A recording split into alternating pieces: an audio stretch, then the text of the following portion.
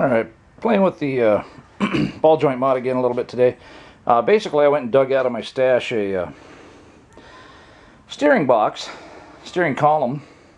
They don't separate, so I'll just have to deal with the tube sticking up there. So basically what I wasn't positive about was whether or not that pitman arm would clear that bolt there just the way I wanted it to. So I thought, you know, I really don't want to have to mount this up on the car just to do the final fit for the most part. So I thought, well, let me mock up everything I can. So I thought, well, I'll go look and see. I knew I had the steering column. I wasn't sure about the linkage.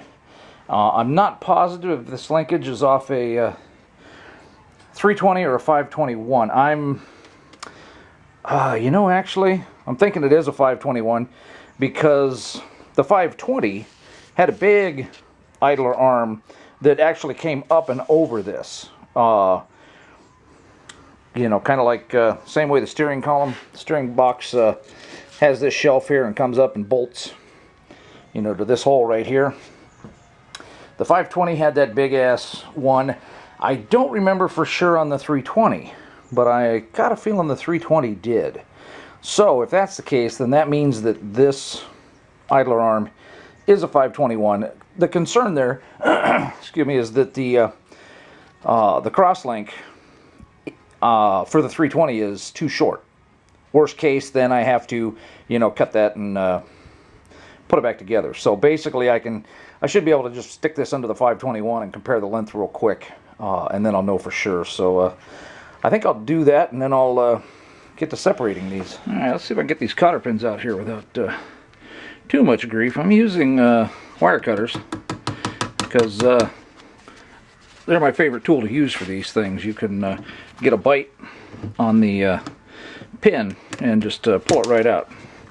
That one was almost too easy, so let's see if we can get this one too. So now I'm going to bend that up just a bit extra because I see there's a bend closer to the hole.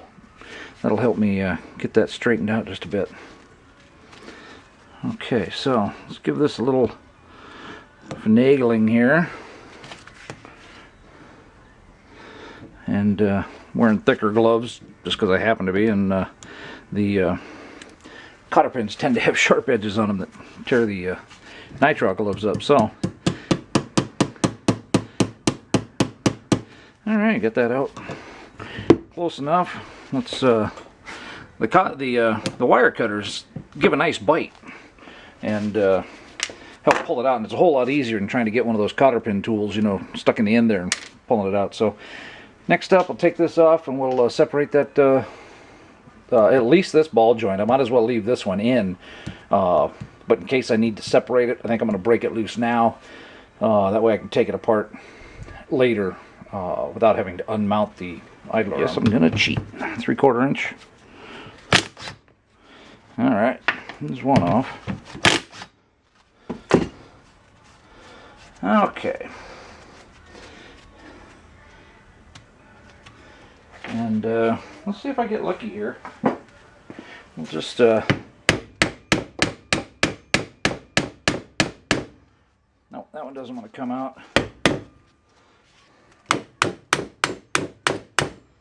Nor that one. Okay.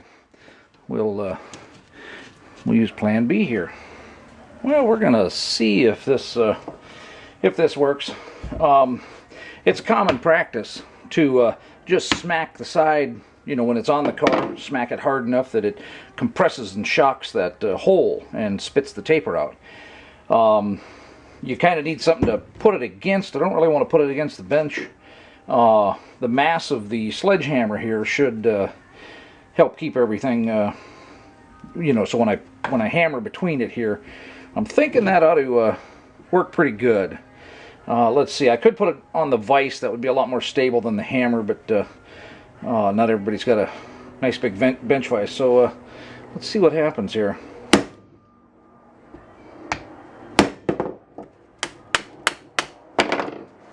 I put the rag under it just because the crown of the hammer is a little rounded. That way it'll sit up there a little easier.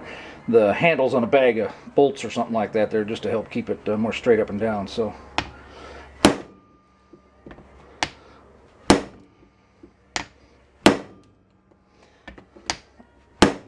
and this is a pretty well rusted tie rod end. So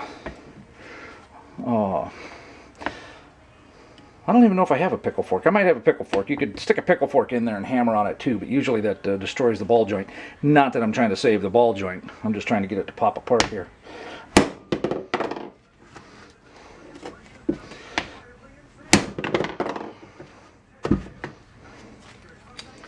So, maybe this isn't going to work.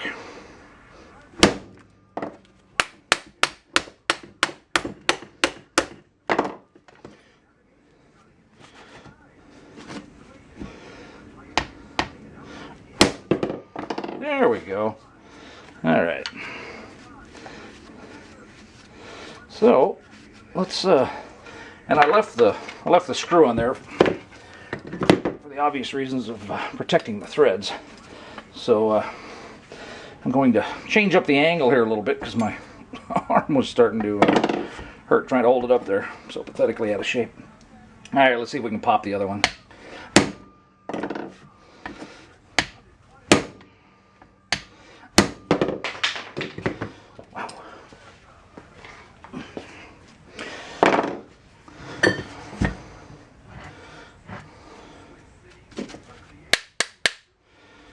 Alright, let's try a couple more here.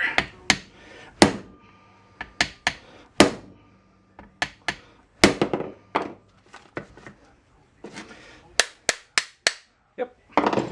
There we go, that popped loose too. Okay, so that's it for that. Well, as you can see, the crosslink here has quite a bend in it, and I want to make sure the dimensions are pretty close, so I need to get at least most of that bend out of there. So I'm going to clamp a set of vice grips on there to help hold that. And I'm going to use a dead blow hammer, which is about dead, because if I put the two hard surfaces together, just use a sledgehammer, it'll pop even harder one way or the other. This thing being rubber, it'll help keep it from shooting. That's the thought, at least. We'll see whether that works or not. So I'm not worried about perfect. I could go put this in the press if I wanted and do it that way. May have to. Let's see if it'll bend with the hammer.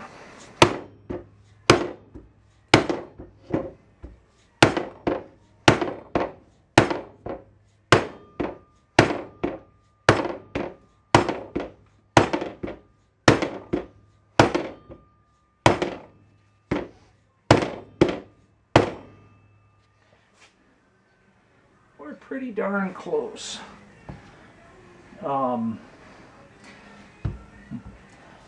Yeah, we're certainly close enough.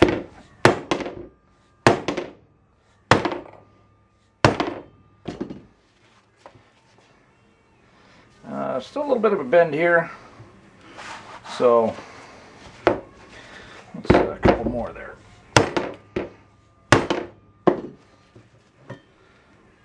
Oh yeah. Let's see if can we sight down that. Pretty darn close there. So we'll call that good. Certainly close enough to get good dimensions off of. So what I'm gonna do now is I'm gonna squirt just a little. Wow. I'll put just a little WD-40 in the bolt threads here. There we go. See, that's a little. I just want some kind of lubricant in there. I've got, okay, that's a pass-through hole. I've got a 3/8 24 tap here because the 521 stuff is all SAE. And the lubricant is partly to make it go a little easier. The thing is iron oxide rust is extremely hard. And it's a good way to dull all your taps and drill bits and that kind of stuff. So mainly I just want to give the tap a little help. It's a high-speed steel tap. It's spiral point gun tap actually, so it pushes all the chips forward, so it's best in a blind hole. But I've talked about this kind of stuff in other videos before and that, but I want to mount it up on the frame here, and I don't want to have to fight the threads with the bolt. I don't want to get it jammed in or anything like that either. And so even though I'm not going to do anything about cleaning the part, the steering box and that stuff, I still, and I don't know if you can even see that in the video or whatever, but the spiral point here, it pushes the chips forward. So going to clean out the other hole and then take the idler arm off and see if I can get this mounted up.